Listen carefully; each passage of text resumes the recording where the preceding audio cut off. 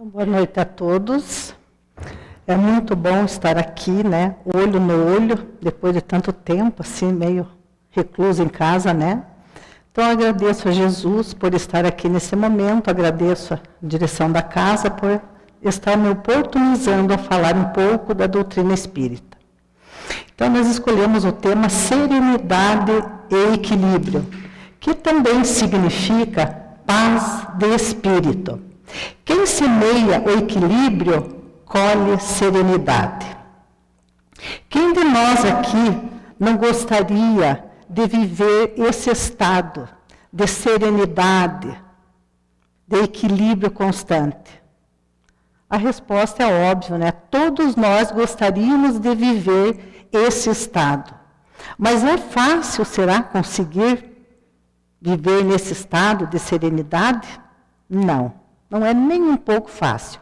E Emmanuel nos diz que a serenidade é uma aquisição espiritual que não se conquista assim num passo de mágica. É um trabalho árduo do nosso dia a dia para nós conseguir a tal serenidade. Como conseguir, então, essa serenidade? Diante do que nós vemos à nossa volta. Tantos desequilíbrios emocionais, tantas desavenças, tantas intolerâncias. Então, primeiro nós precisamos tomar consciência de que a serenidade é um estado que vem de dentro de nós. E nada que esteja fora deve ser um empecilho para manifestarmos esse estado. Não podemos permitir isso, né? A serenidade é a característica de quem age com tranquilidade diante de situações de ameaça. E como é difícil, né? Agir. Quem age diante de uma situação que nos ameaça, nós estamos usando a sabedoria, usando a razão. Mas quando nós reagimos diante dessa situação, nós estamos usando o nosso instinto. Como será que nós estamos diante das situações? Tudo isso é para a gente se analisar. Será que eu estou agindo mais ou estou reagindo diante das situações conflituosas? Chico Xavier nos indica alguns caminhos para nós percorrer, para a gente ir adquirindo essa tão sonhada serenidade. Porque já que é passo a passo, né, dia a dia que a gente vai conquistando, então é bom a gente ter um roteiro, esses passos que o Chico, né, Emmanuel, através de Chico, nos dá. E o primeiro que nós temos que ter para adquirir, então, o equilíbrio, a serenidade, é a confiança em Deus e em ti mesmo. É lógico, é óbvio que nós precisamos confiar em Deus, que é o nosso Pai Criador, que comanda todo esse universo maravilhoso, que nos criou, né? Então, nós temos que confiar nesse ser que não castiga os seus filhos, que nos ama, independente de tudo, né? E também devemos confiar em nós, que nós sabemos que ainda nós somos pequenos, nós somos imperfeitos, mas nós já caminhamos um bocado, né? Nós já vencemos muitas coisas, né? Então nós temos que confiar em nós, porque se eu não confiar em mim, quem vai confiar, né? Outro passo do Chico é a palavra construtiva. Então vamos usar a palavra a nosso favor e não contra nós. Vamos falar construindo e não destruindo. Como destruição, por exemplo, a calúnia, né? Nós podemos elevar uma pessoa ou derrotá-la, né, com a nossa palavra. Não vamos usar a palavra para se queixar. A queixa é muito ruim. A paciência e a tolerância. Dá a impressão que a tolerância caiu de moda, não é mesmo? A gente está vendo hoje tanta intolerância, como tem aquele ditado, a pessoa não está tendo mais tolerância para nada, né? Está com o pavio curto, como diz, né? Então, o princípio básico para a boa convivência é a tolerância. Então, nós temos que procurar desenvolver esse passo. A bênção da compreensão. Então, nós temos que começar a compreender as pessoas. Vamos ver o que a Joana de Ângeles nos incentiva, através de Divaldo Pereira Franco. Ela nos diz, a paz legítima emerge do coração feliz, da mente que compreende, age e confia. Então, aí a gente já vai vendo que para conseguir essa paz, nós também temos que adquirir a compreensão. Senão, não vamos chegar naquele estado que nós tanto queremos, que é da serenidade. A fidelidade aos compromissos assumidos. Esse também é um passo que a gente tem que olhar com muito carinho, que também é um passo para chegar à serenidade. A fidelidade aos compromissos assumidos. Como dizia o nosso querido João do Poço Claro, você não é obrigado a prometer, mas prometeu, tem que cumprir, né? O perdão incondicional das ofensas. Isso todos nós já sabemos. Toda palestra da Casa Espírita, ou quase todas, se fala do perdão. Nós sabemos que o perdão faz um bem enorme para aquele que perdoa, né? Se o homem perdoasse mais, ele viveria mais feliz, menos doente, né? Então, isso nós sabemos. Servir auxiliando sem julgamentos. Isso aqui é uma coisa muito importante. Servir auxiliando sem julgamentos. E eu aproveitei hoje para fazer essa exposição, eu peguei algumas gravuras, algumas histórias para fixar isso em nós. Como para mim é muito bom, eu vou usar essa técnica para vocês. Muita história, né? Então, nós vamos começar nesse tópico de servir, auxiliando sem julgamento, sem comentário. Eu vou contar para vocês a passagem de Jesus com Simão Pedro. Jesus estava com o povo conversando, quando deu uma brechinha, ele chamou Simão Pedro em particular e diz o seguinte: Simão, eu tenho um convite muito especial para fazer a você, é muito importante. E o Simão ficou animado, Jesus convidando ele, né? Ele disse, o que seria, mestre? Ele diz, eu quero que você vá até a casa de Jeremias, se demore lá, ao lado da sua filha Sara, que está acamada, está com o corpo muito abatido e a cabeça muito perturbada. Jeremias, na manhã seguinte, saiu sorridente, muito entusiasmado de poder servir o mestre. À tardinha, Jeremias voltou, com semblante expressando uma profunda decepção, uma profunda tristeza. E chegou até o mestre e diz o seguinte, mestre, o meu esforço foi todo em vão. E o mestre diz, como assim, Simão? Ele diz, pois é, chegando na casa de Jeremias, apesar de ele ser um homem rico, ele é um homem de maus costumes. Lá é um antro de perdição. Quando eu cheguei lá, antes de chegar na casa, havia um paiol. Eu escutei barulhos e fui olhar, abri a porta e me deparei com Jeremias, com uma linda jovem, uma serva, rolando pelo chão, os dois bêbados. Ele se surpreendeu quando me viu e perguntou ao mestre quantos piolhos eu tinha na cabeça. Vê se pode, mestre. E gargalhando, eu expliquei rapidamente a que vinha. E ele mandou procurar o seu filho mais velho. Saindo daquele paiol, me dirigindo até a casa, adentrando eu vi o filho mais velho muito nervoso, batendo na mesa, porque ele estava jogando dados e estava perdendo uma quantia muito elevada para um conhecido ser um mau elemento. E quando ele me viu, eu também falei a ele que vinha, e ele aos berros me disse que ele não estava nem um pouquinho interessado com a sorte da sua irmã. E me tirou dali aos coices.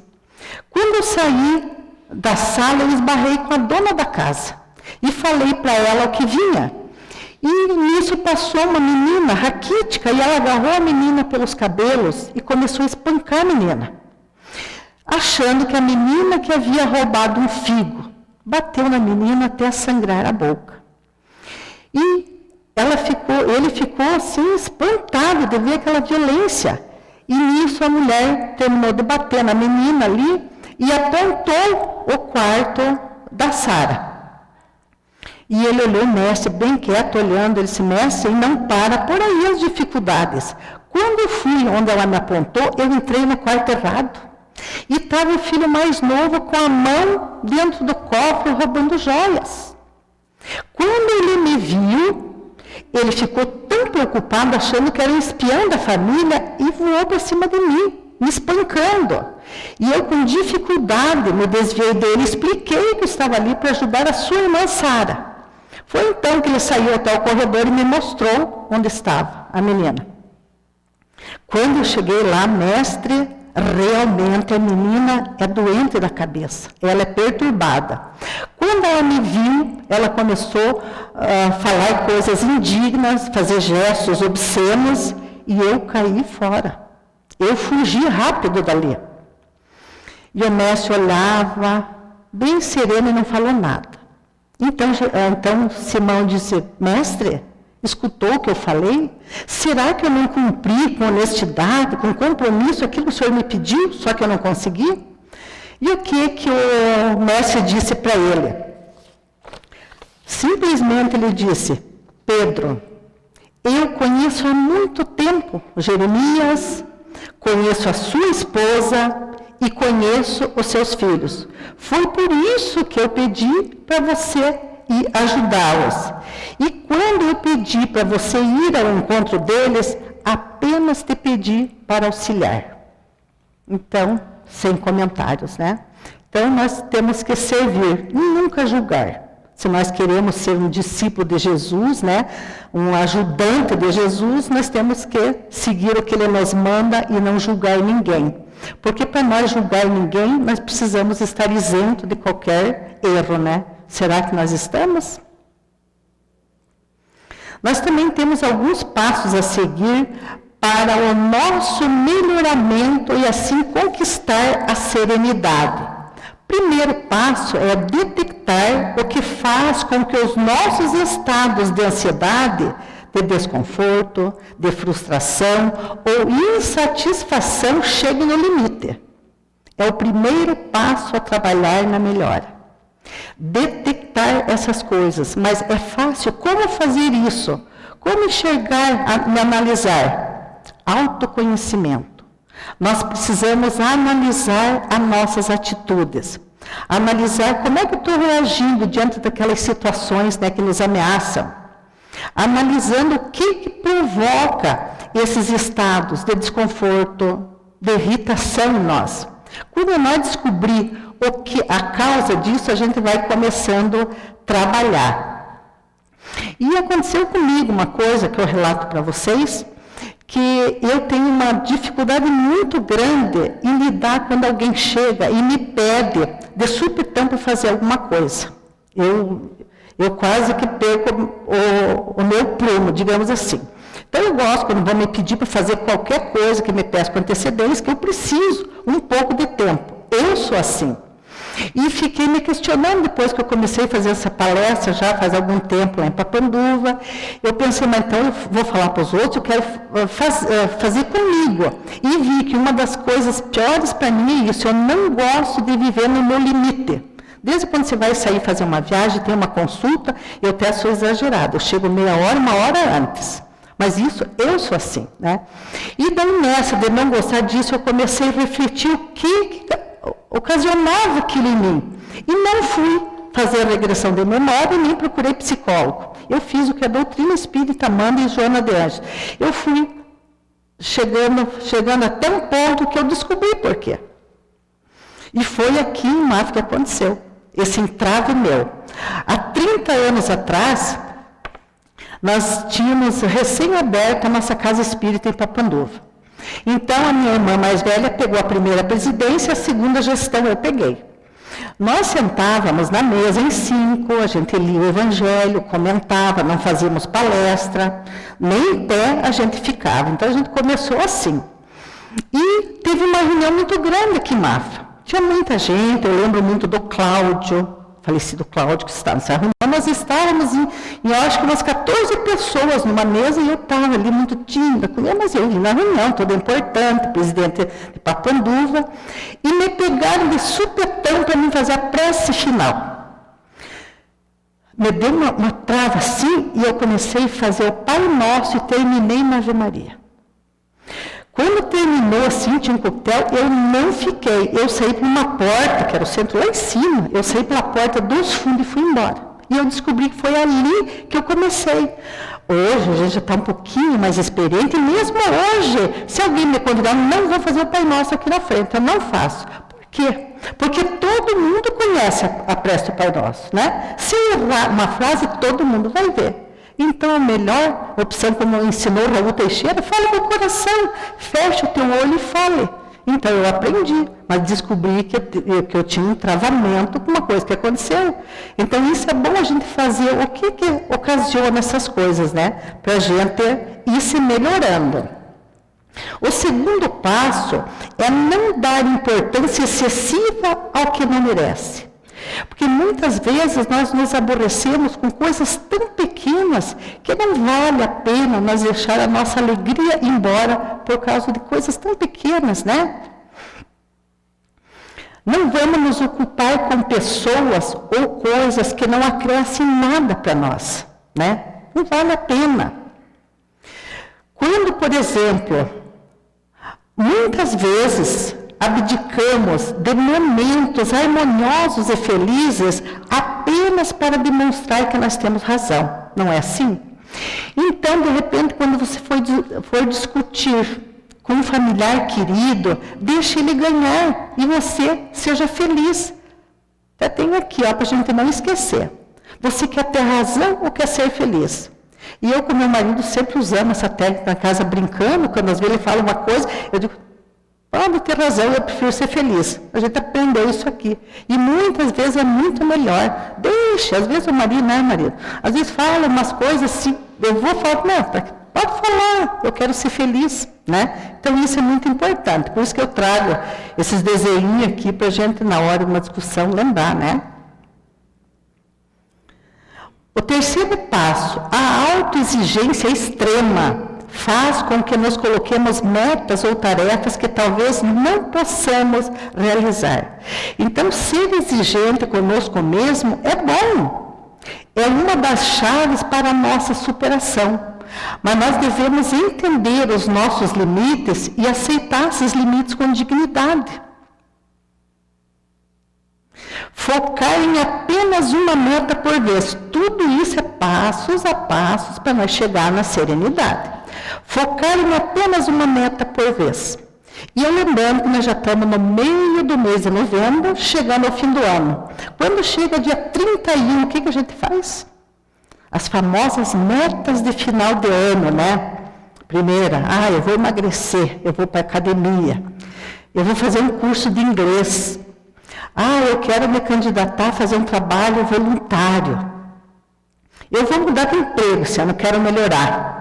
Vou abrir uma empresa, vou mochilar pelo mundo, né? Tudo de uma vez só. Isso não dá certo e não funciona. Porque teve um estudo que foi provado que se nós falhar numa das nossas metas, nós vamos falhar fatalmente em todas as outras. Porque, por exemplo, se eu falhar em emagrecer, essa frustração minha vai minar a minha força de vontade de fazer um curso de inglês, por exemplo, e assim sucessivamente. Então, às vezes, menos é mais, né? Então, vamos estipular uma meta de cada vez, tentar fazer aquela, passo a passo, para a gente ter mais sucesso, né, no que a gente vai fazer. Quarto passo. Tente dar tempo para a ordem e a harmonia de sua vida. Se seu dia a dia é agitado, do começo ao fim, como você poderia viver de forma serena? Agitação, perturbação, desordem, conflito, tumulto. Já ouviram alguma pessoa falar assim? Meu Deus, mas eu corri o dia inteiro e parece que não fiz nada. Eu já ouvi falar. Então, isso não quer dizer, você estando agitado, você não vai conseguir fazer as coisas, né? Então, você tem que procurar ficar tranquilo, né? Não, porque daí o teu dia vai render muito mais se você estiver tranquilo. Então, fazer mais um aqui para não esquecer. Então, vamos procurar fazer assim. Para o nosso dia começar bem, de manhã, hoje eu fiz, porque eu já tinha estudado, né? E hoje eu já fiz o primeiro dia. Então, nesse cruzamento ali, sempre diz o quê? Pare, olhe, escute.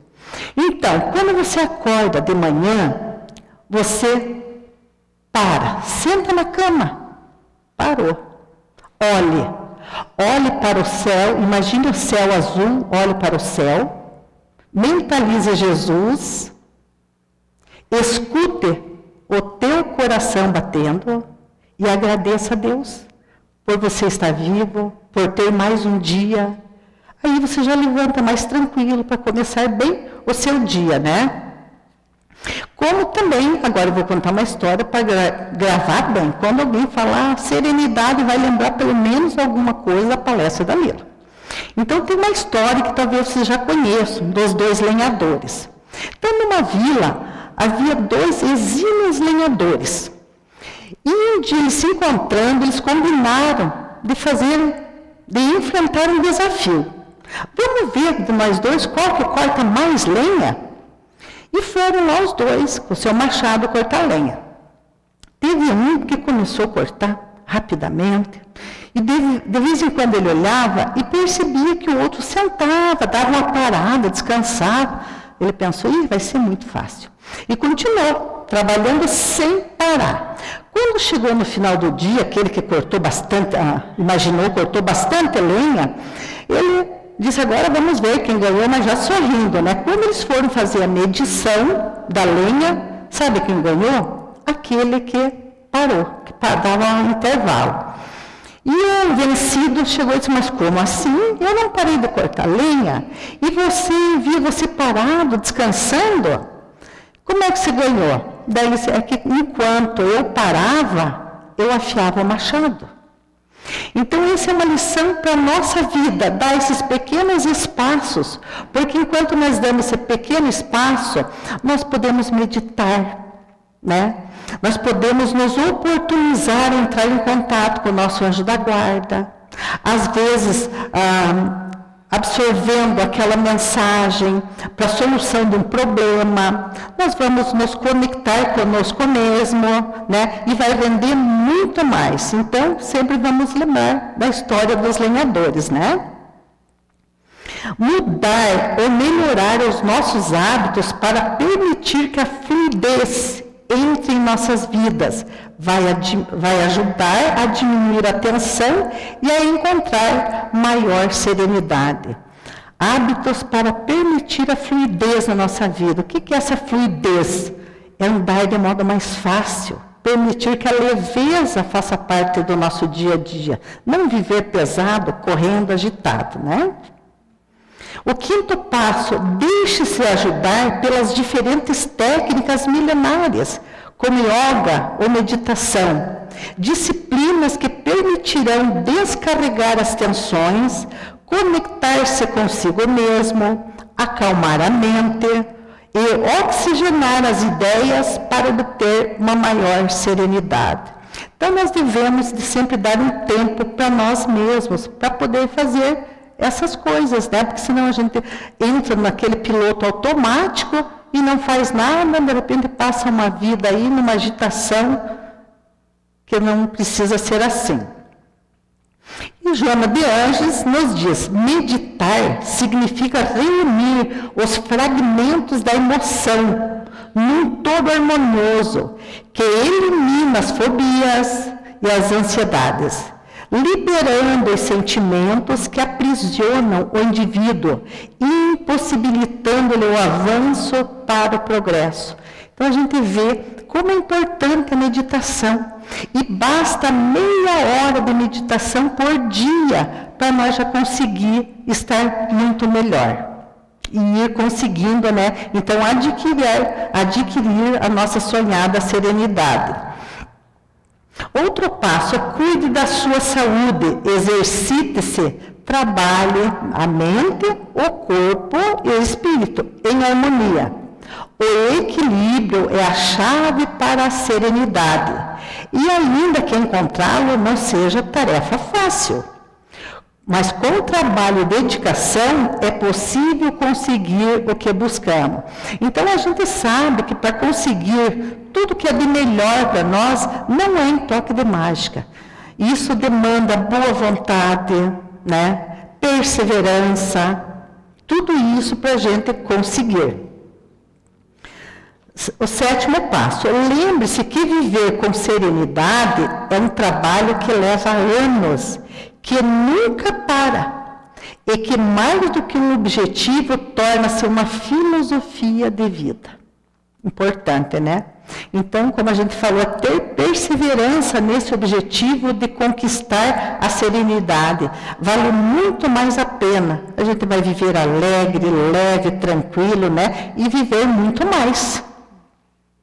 E que a nossa querida Joana, de novo, a serenidade é conquista que se consegue com esforço pessoal e passo a passo.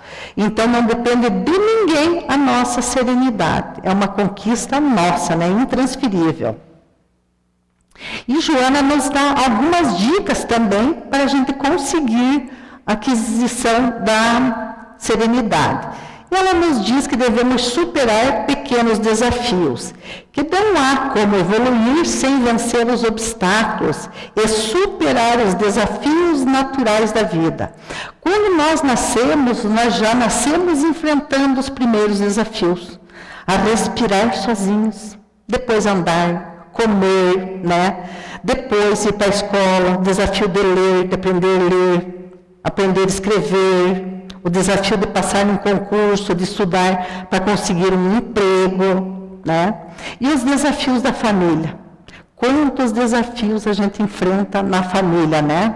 E temos que enfrentar isso, precisamos enfrentar, na família principalmente, esse desafio com sabedoria, com coragem, né? Porque nós sabemos que é na família aquele cadinho purificador, né?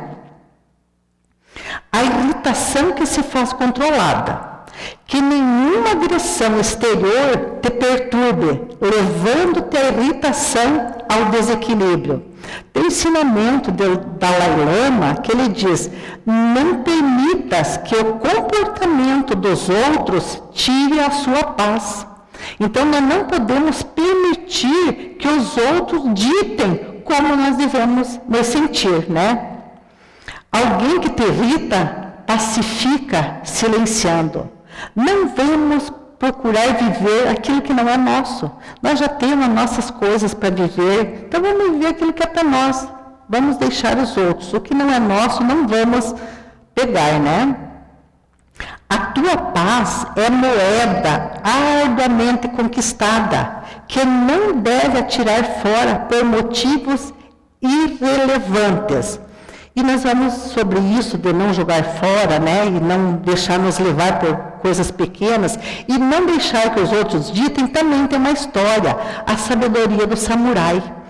Então, numa aldeia, há muito tempo, numa aldeia perto de Tóquio, viveu um samurai. Já estava idoso e ensinava os alunos ao Zen budista. Zen, a prática do Zen é buscar a serenidade, a iluminação, em busca da serenidade também. E ele era famoso por lutar com as espadas, né? E nunca ter perdido. E ele era conhecido pela sua sabedoria. E um dia ele estava ensinando os seus discípulos ali na luta, nessa prática do Zen, quando chega na aldeia um rapaz muito musculoso, chegando, ele soube naquela aldeia ali que tinha esse samurai que era invencível. E como ele também era um lutador e nunca havia perdido uma luta, ele chegou, foi pesquisando e descobriu onde estava o samurai. Chegou, estava diante dos seus alunos e ele pediu, então, que queria um desafio. E os alunos olharam para o mestre, achando que ele não ia aceitar, porque já estava idoso, e na hora ele se prontificou, eu vou lutar com você. E esse jovem era muito conhecido pela sua arrogância, por ser muito orgulhoso, e disse para o velho: eu quero lutar com você para colecionar mais uma das minhas vitórias. E começaram a lutar. Ali o velho só se defendia, né, com seu jeito de mestre. E ele começou as provocações, aquele jovem. Ô velhote, você não presta para mais nada. Ia lutando. E o samurai tranquilo, ali só se defendendo. E ele começou a ofender até os seus ancestrais, começou a dizer: velho, você não presta mesmo para mais nada, é por isso que você está se prestando a ensinar o Zen. Por que você aceitou? E os dois ali, o samurai em silêncio, não fazia nada. E ele começou a perder as estribeiras, como se diz, né? Ele começou a se irritar, porque ele via que não estava atingindo o samurai. E continuou, ele chutava as pedras para o lado do samurai, e ele passivo, começou a cuspir no chão, e começou a ficar alterado. Foi um longo tempo, ele viu que não atingiu o seu objetivo. E quando terminou a luta, ele embanhou a sua espada e saiu praguejando o samurai, e foi embora. Quando os seus alunos chegaram e disseram: mestre, eu não acredito, não acreditamos no que nós vimos. Como é que você aceitou tanto desaforo e não se defendeu? Nós ficamos pasmos. E o que o mestre diz?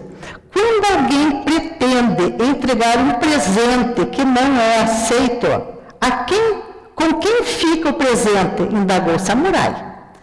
E os alunos responderam numa só voz: com o próprio entregador.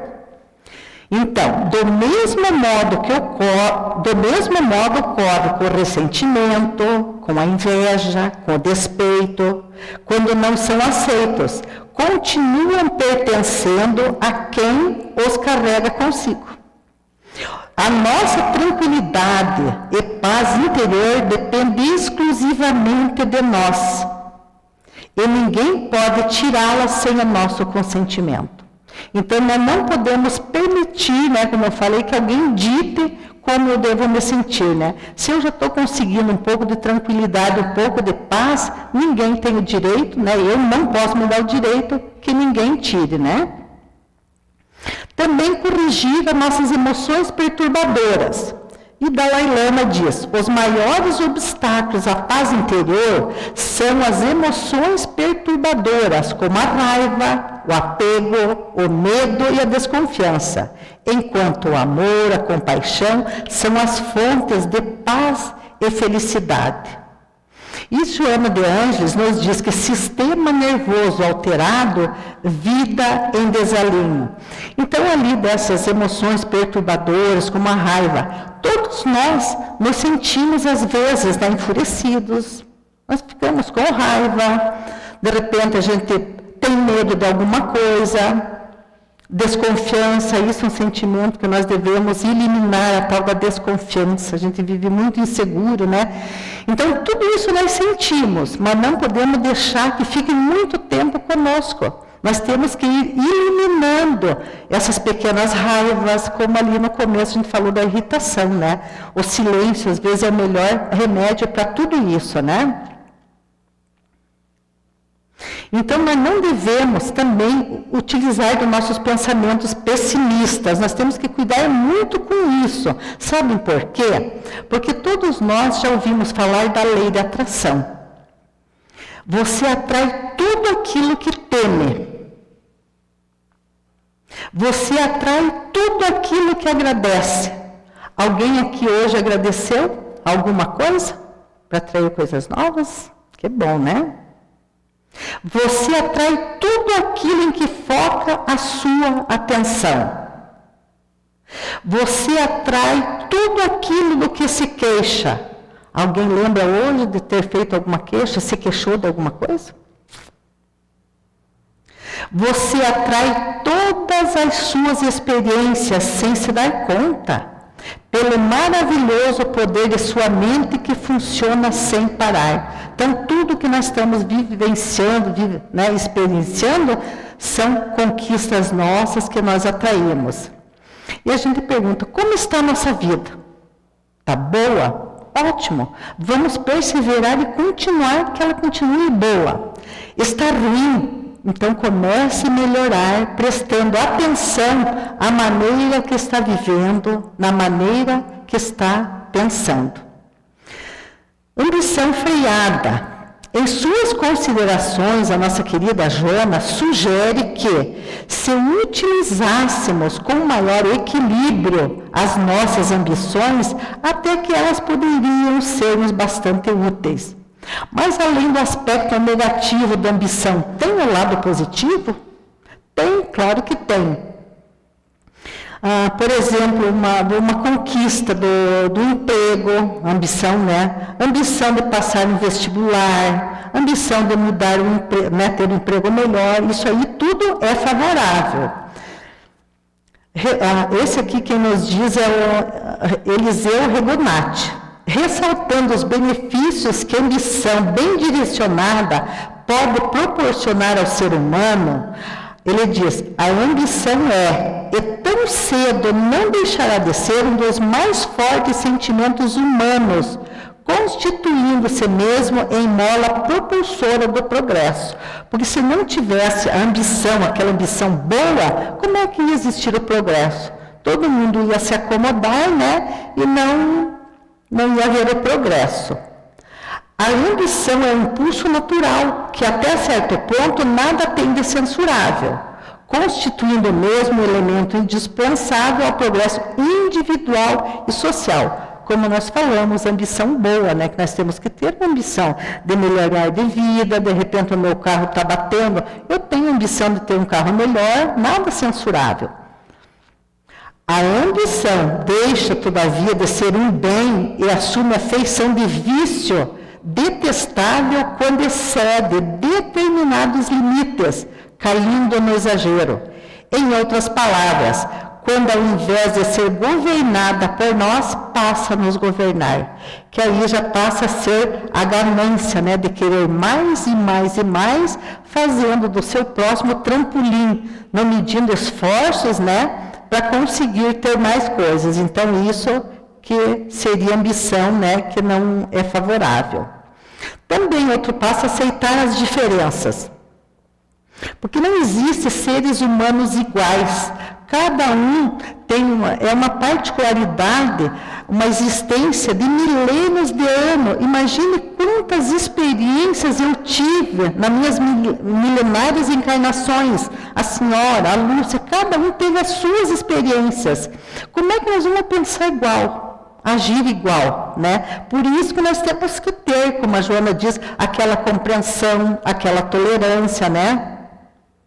Imagine se todo mundo gostasse só de arroz e feijão e bife. Os restaurantes fechariam, né? Então, se eu gostasse só do amarelo, por exemplo, que seria das outras cores? Então, a gente tem que ir pensando, né, que existe essa mescla, que cada um é um ser humano diferente. Isso acontece porque, por alguma razão, nós estamos convencidos que o nosso jeito é o melhor, que a nossa lógica é perfeita, e que aqueles que não agem conforme a nossa forma de pensar devem ser criticados e orientados na direção correta, ou seja, a nossa, né? Então, isso está errado. E para encerrar, então, a nossa fala de hoje, não podemos deixar de colocar aqui para a gente ler a prece da serenidade. Concede-me, Senhor, a serenidade necessária para aceitar as coisas que eu não posso modificar. Coragem para modificar aquelas que eu posso. E sabedoria para distinguir uma das outras, vivendo um dia de cada vez. Então, eu agradeço a atenção de todos, espero ter contribuído um pouquinho para que a gente siga algum desses passos, para a gente chegar, então, a conquistar a nossa paz de espírito, o nosso equilíbrio e a nossa serenidade. Muito obrigada.